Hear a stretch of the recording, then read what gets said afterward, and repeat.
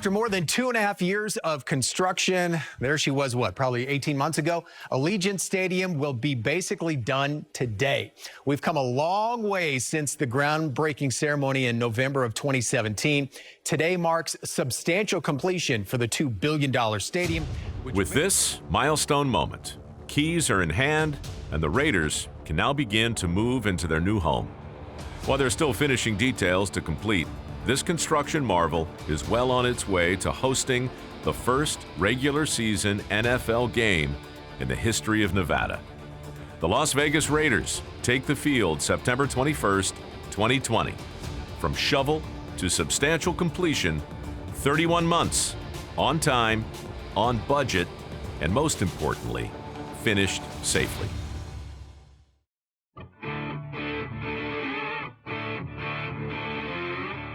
The Raiders, united with a team of tireless leaders from Nevada, are creating an ultra-modern, permanent stadium for the Raider Nation to call home. These are the stories of the people and the project, told from the ground up.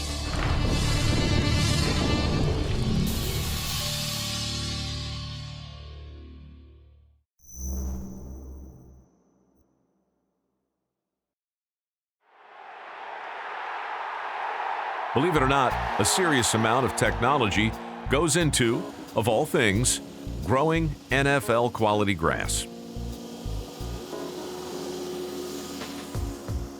High performance sports turf. You want Bermuda. It plays great. It can withstand the heat and the pressures of Las Vegas, where we are to go. NFL doesn't really give us a standard, but what we do is we pick the best grass from the environment that we're growing in and playing in. This field is a purebred 419 out of Georgia, which is the granddaddy of them all. It's kind of proven itself. It's a great sports grass. It's perfect for cleat in, cleat out. As the players go, all you want to do is do this, and this will pretty much tell you. When a player's out there with his cleats, he knows what it feels like more than any instrument we have. That's why the players like real grass. Instruments tell us a lot. The players, the way it feels under their foot, they've got to feel comfortable. They've got to feel confident when they're cutting. And that's part of our job, is to give them that surface.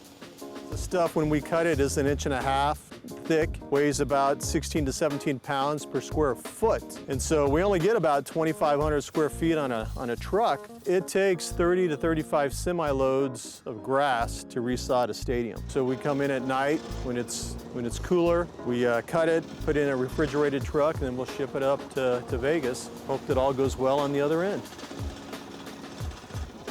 The harvest takes a lot of people, but everybody's scattered out like you see.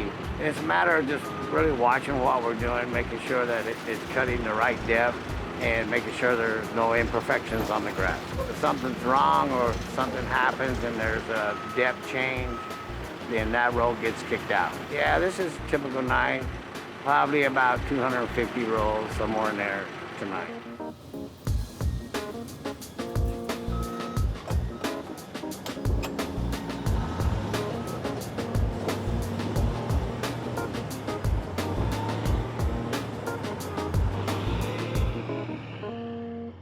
For the Raiders organization, the fans' experience is front and center.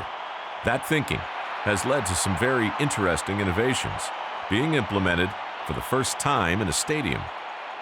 You know, it really started with going back to Mark Davis's vision. He said, I want people in their seats as much as possible. I don't want them sitting in line. So we thought about all the different ways, all the different touch points, what that purchase flow looks like to knock down timing or eliminate steps that were unnecessary.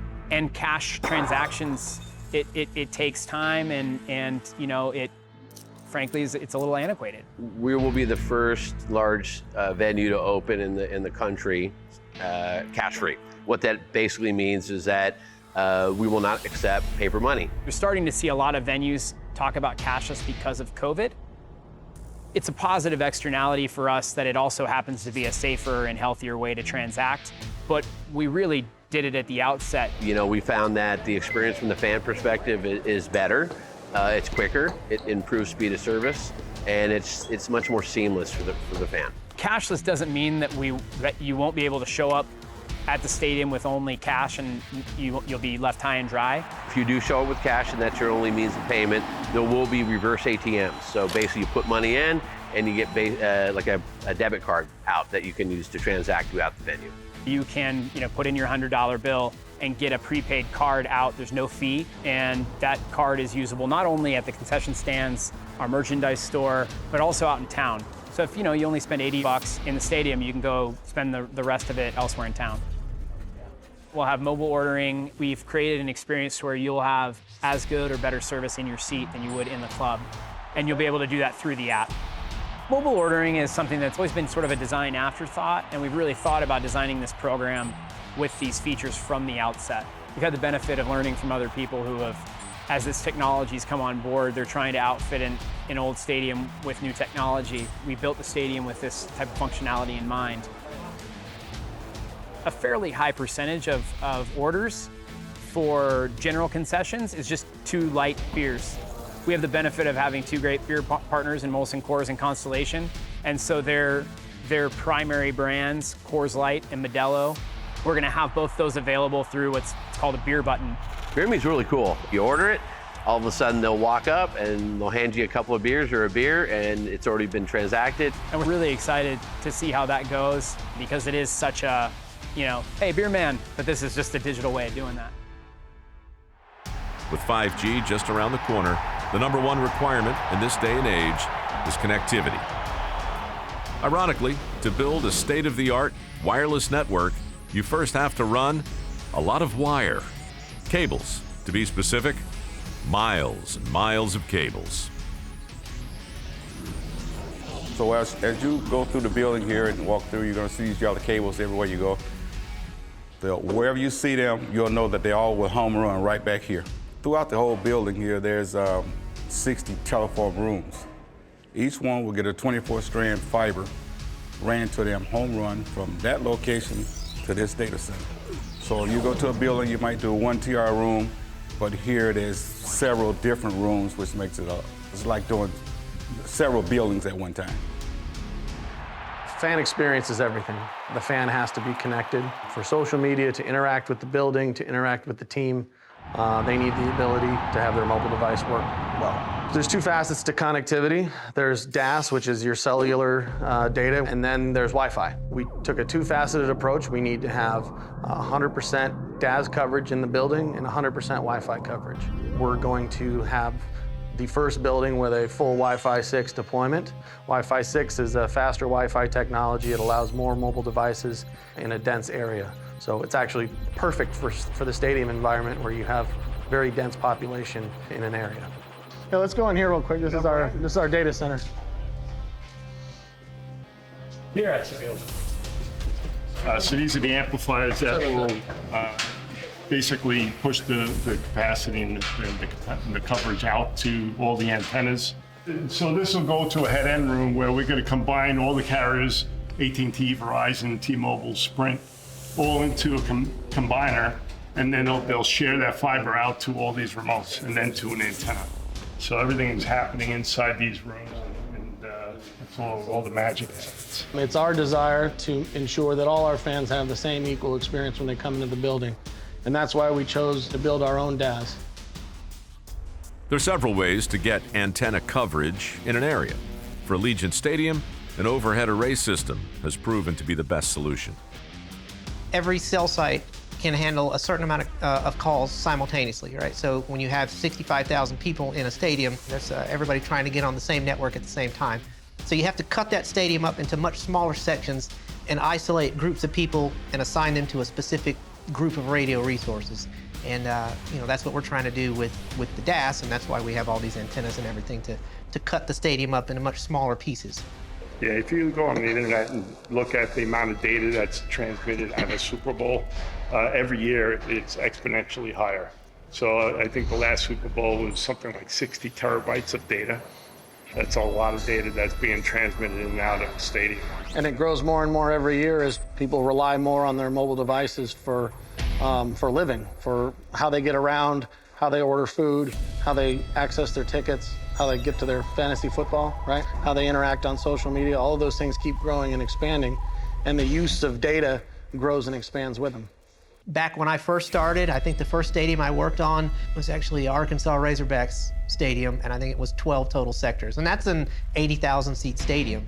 This stadium, 65,000 people, we're pushing 100 sectors. We didn't want to have a stadium and then have a cellular system bolted on the outside. We wanted it completely integrated into the building. We wanted to say, how do we plan this so that everybody's phone works flawlessly, but you're not looking around going, oh, there's all the stuff that makes it work, right? Because antennas aren't the most attractive thing in the world to have throughout your building. We can integrate all that stuff into the building and still have a premier experience without clutter.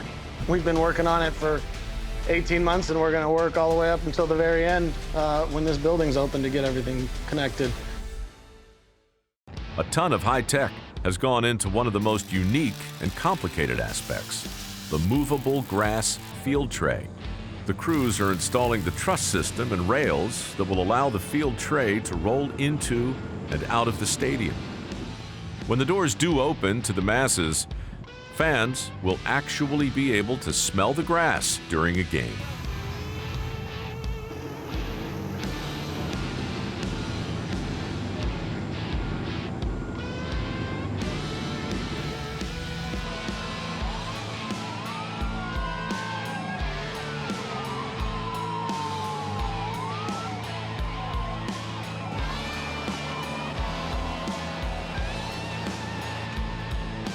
We've got 3 of the field trusses here that will span across from area C to area D. These are about 20 feet in depth. Behind me here is the large 11350 crane that's going to set them. Tipped over sideways on some temporary shoring towers. These trusses, there's 8 of them that span the field, so the field tray can roll out. What we have right here is the beginning of the field tray track, the very first stretch.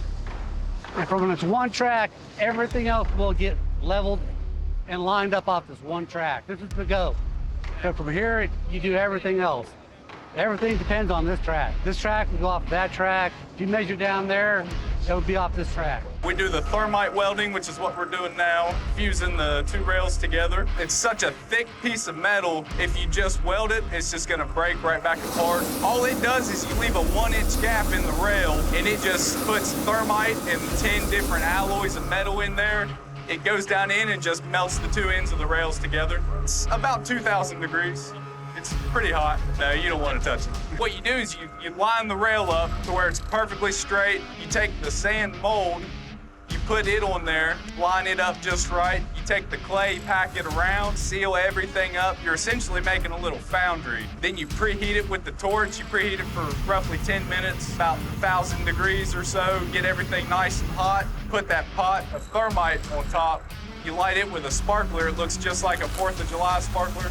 You stick it in there, it starts its chemical reaction like it does. It shoots down into the mold. It just fuses the 2 ends of the rails together.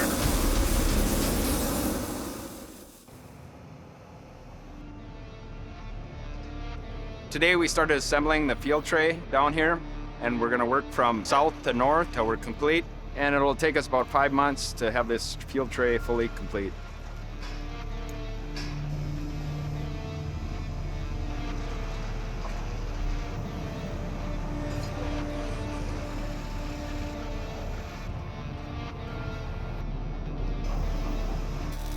So right behind me, we have the field tray. This is where the Raiders are going to play football one day. But it's really cool because it's the second field tray in the United States that grows outside and moves into the building to play football. It sits on 540 wheel boxes, which allows the field to roll in and out. 72 of those are drive wheels, so they're powered by 1 horsepower motors, which they're right behind me. So that's them right there. 1 horsepower times 72 will allow this field tray to move in and out fairly slowly. So it takes about an hour and a half or so to travel inside and then outside. The Eiffel Tower weighs in at about 20 million pounds, and a smart car has a whopping 80 horsepower.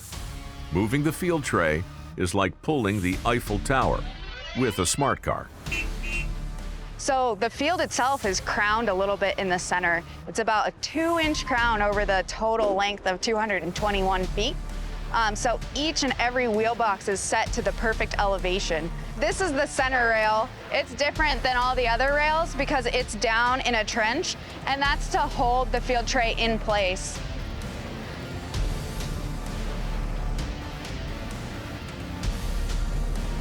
In this Internet of Things world, technology is probably the most advanced it's ever been.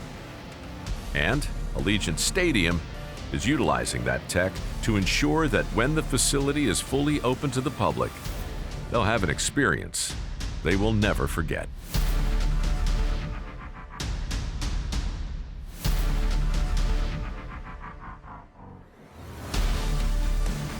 Welcome to the Death Star, where our opponent's dreams come to die. My father always said that the greatness of the Raiders is in its future. Well, today that future truly starts.